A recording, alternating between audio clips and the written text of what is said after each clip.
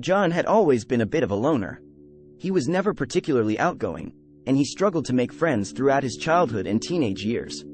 By the time he was in his mid-20s, he had settled into a routine of going to work, coming home, and spending the rest of the night scrolling through his social media feeds. At first, social media was just a way to pass the time. John enjoyed seeing what his friends and acquaintances were up to, and he liked sharing his own thoughts and experiences online. But over time, his use of social media began to escalate. He found himself spending more and more time online, scrolling through his feeds and clicking on every article, video, and meme that caught his eye. He started to feel anxious when he wasn't online, and he would sneak glances at his phone during work meetings and social gatherings. As his addiction grew, John started to become more isolated. He stopped making plans with his friends, preferring instead to spend his evenings and weekends online.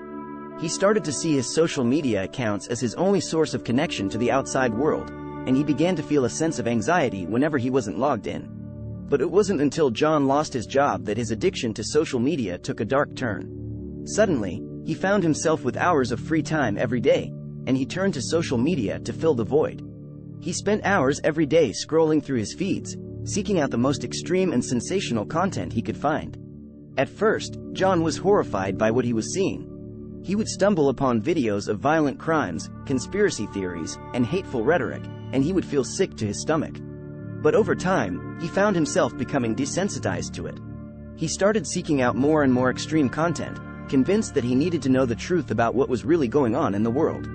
His addiction to social media had turned into an addiction to this dark, twisted world that existed online. He spent hours every day scouring the darkest corners of the internet, filling his mind with images and ideas that left him feeling scared and paranoid.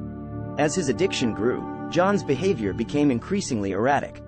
He would stay up all night, scrolling through his feeds and muttering to himself. He stopped answering phone calls and texts from his friends and family, convinced that they were all part of a vast conspiracy to keep him in the dark. His apartment became cluttered with stacks of books and printouts from the internet, all filled with wild theories and bizarre ideas. He started to see patterns in everything, convinced that there was some hidden meaning behind every news story, every ad, every social media post. The more he tried to make sense of the chaos, the more lost he became. He stopped leaving his apartment altogether, convinced that the world outside was a dangerous, hostile place. He started to experience hallucinations, seeing faces in the patterns on the wallpaper and hearing voices in the static on his TV. As his mental health deteriorated, John found himself spiraling deeper and deeper into his addiction. He was trapped in a world of fear and paranoia, cut off from the people and experiences that could have helped him break free. Unfortunately, John's addiction had already taken a heavy toll on his mental and emotional well-being. Despite his best efforts, he was unable to shake off the paranoia and anxiety that had been instilled in him through his excessive use of social media.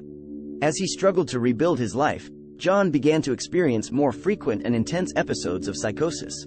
He started seeing threats and conspiracies everywhere, even in the innocent actions of his loved ones. His behavior became increasingly erratic and violent, causing his family and friends to distance themselves from him.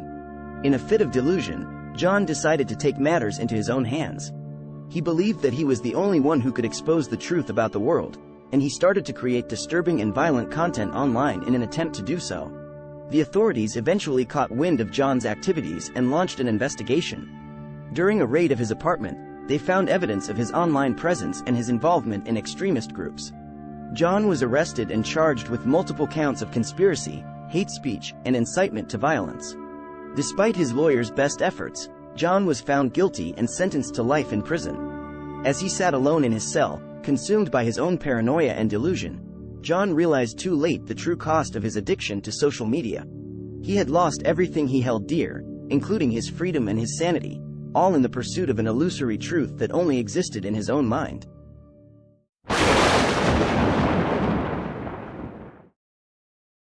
Sarah was always obsessed with social media. She spent hours scrolling through her feeds, posting pictures and checking her likes and followers. Her friends and family tried to warn her about the dangers of social media addiction, but she never listened. One day, while browsing her feeds, she came across a post about the Twisted Tree Challenge.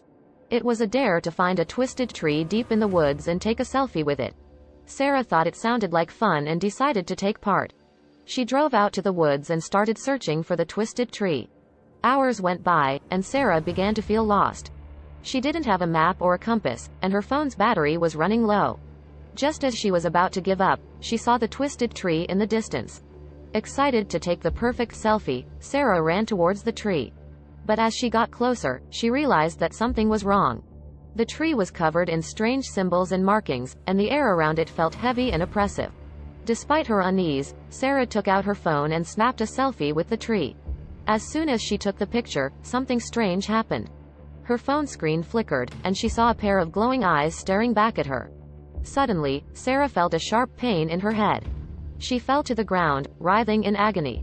The pain was unbearable, and she thought she was going to die. When Sarah woke up, she found herself lying on the ground, alone in the woods. Her phone was gone, and she had no idea how long she had been unconscious. She got up and tried to find her way back to civilization, but the woods were dark and foreboding. As she wandered deeper into the woods, Sarah felt like something was watching her.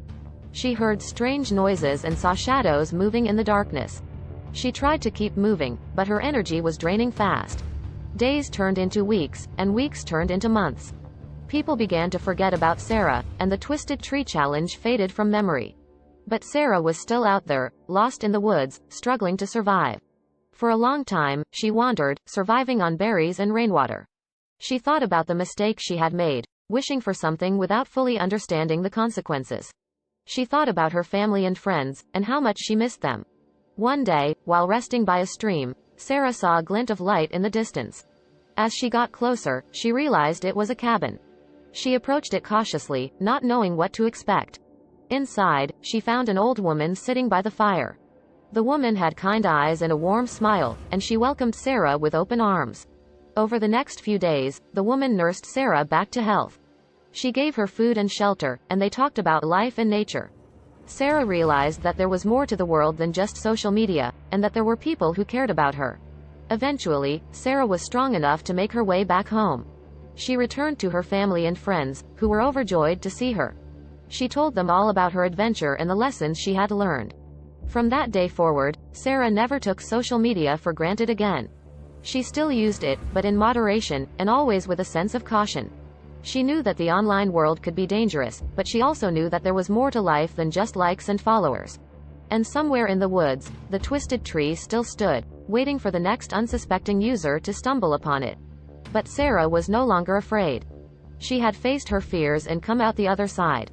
After returning home and learning from her experience, Sarah decided to take action.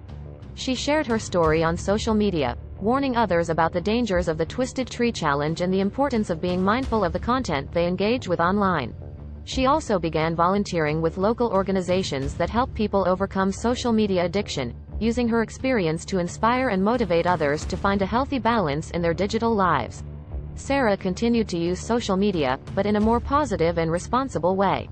She used it to connect with friends and family, share her passions, and support causes she believed in. With her newfound perspective and purpose, Sarah felt more fulfilled than ever before. She was grateful for the lessons she had learned and looked forward to a bright future ahead.